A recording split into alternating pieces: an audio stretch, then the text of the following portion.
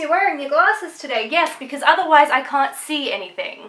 I consider myself to be a fairly chill person. There was a serial killer in my house. I'm laid back. Come on, girl, what are you doing today? Relaxed. This is gonna be my last meal ever. I don't really let things get to me. 60 road. Please go 60. I'm just chill. That's just not fair.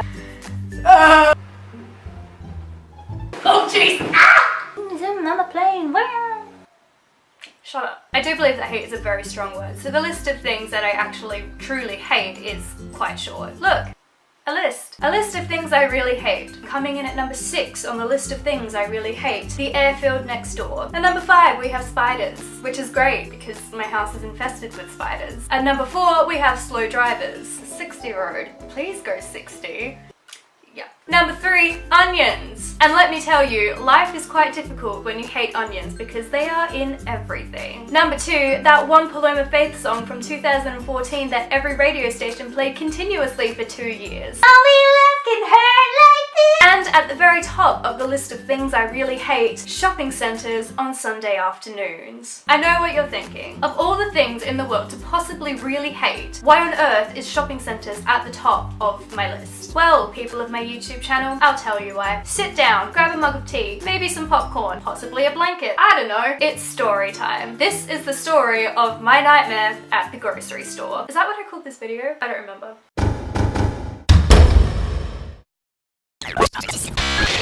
Terrifying, I know. It's a Sunday afternoon. It's about 4:15. I hadn't been grocery shopping in a while because I really hate grocery shopping. So I was checking my cupboards to make sure I had enough stuff in there to cook dinner that night so I could avoid going to the store, because if there's one thing I've learned about living in the city, it's don't go to the store on Sunday afternoons. Just don't do it. Just don't. Anyways, I was checking around my cupboards. I suddenly realized that my cat had no food. And I mean, she can't not have food. Okay, shit, I have to go to the store.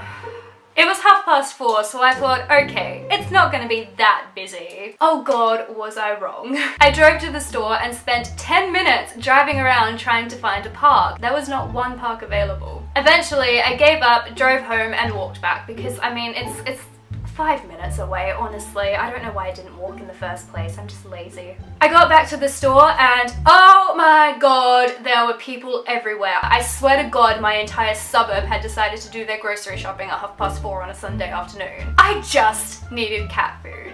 That's all. Just cat food. I pushed my way through a crowd of about 1,000 people and finally got to the pet food aisle, just to find that I couldn't get to the cat food because there were a couple of families standing in front of the shelf having a casual chat. Great, thanks. I just need cat food. Stacey got 8 out of 10 on her last math test, and Jeremy's been moved to the level 3 reading group. Yes, that's lovely, Linda, but can you move? I need to feed my cat. Oh, and Brian made every green light getting here. Okay, you know what? I decided definitely the best thing to do would be to walk to the back of the store and enter the pet food aisle from the other end. Let me tell you, that was so much easier said than done because, oh my god, did I mention it was busy? Every single aisle was so crowded, I couldn't get through one to get to the back of the store, so I had to walk the entire length of the store to the fruit and veg section on the other side, and then walk all the way back to the other end of the store to the pet food aisle. I just needed cat food! Finally, after what felt like 100 years, I found the cat food. The one that I usually bought for her wasn't there because everyone else had grabbed it first and it was 4:30 on a Sunday, so no one had bothered to restock the shelves. So I got her a nice tuna flavoured one because, you know, cats, fish. Linda and her family were still having a casual chat at the end of the pet food aisle, so I had to go back through the other end, walk to the fruit and veg section to get to the checkouts. Just needed the cat food. Every single checkout had a line of people going out the door, so I thought, okay, I'll just go use self-serve. Usually self-serve's pretty quick. You just walk in, press a couple of buttons and walk out. Easy done. But today, it was filled with old people who had apparently never used any type of technology in their life. I wish I was joking.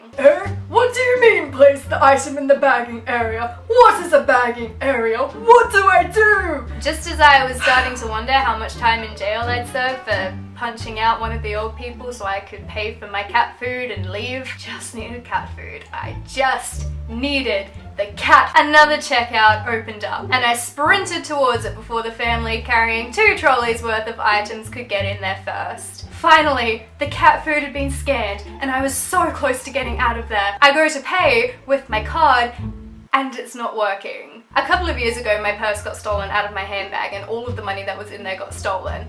And ever since PayWave has been a thing that's been introduced to credit cards everywhere, I've been completely paranoid that something like that is going to happen again and someone's going to spend all of the money on my credit card. So out of pure paranoia, I do this thing where I put all of the money on my card in a separate account and transfer it as I need it. So if my card does get stolen, no one will be able to spend any money because there'll be nothing on my card. I really am a chill person. This particular day, I had stupidly forgotten to transfer money from my other account into my regular account, and I went to open the app to do it on the spot, but the app wasn't working. Just my luck, right? And at this point there was a line of people at the checkout going out the door like all of the rest. The checkout person was sitting there telling me, it's fine, it happens, don't worry, don't stress. But I mean, I felt so bad because there were so many people and I just had a box of cat food. So 10 minutes to closing time, I had to call my bank and beg them to please transfer the money so I could pay for my cat food and get the hell out of there, and I'm in the store right now and please help. Really, I'm chill. 5 minutes later, I tried my card again and hallelujah, it had worked. I grabbed my cat food, I grabbed the receipt, I apologized to the checkout person again, and I raced out of there.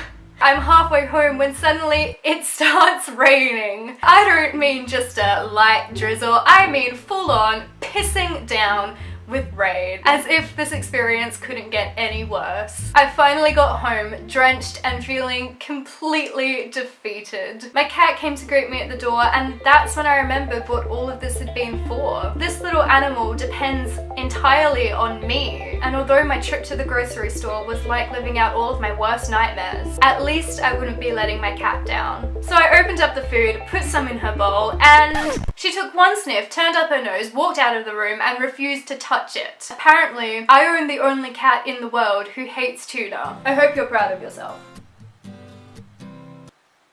Yeah, that's what I thought. So there you go, that's the story of my nightmare at the grocery store.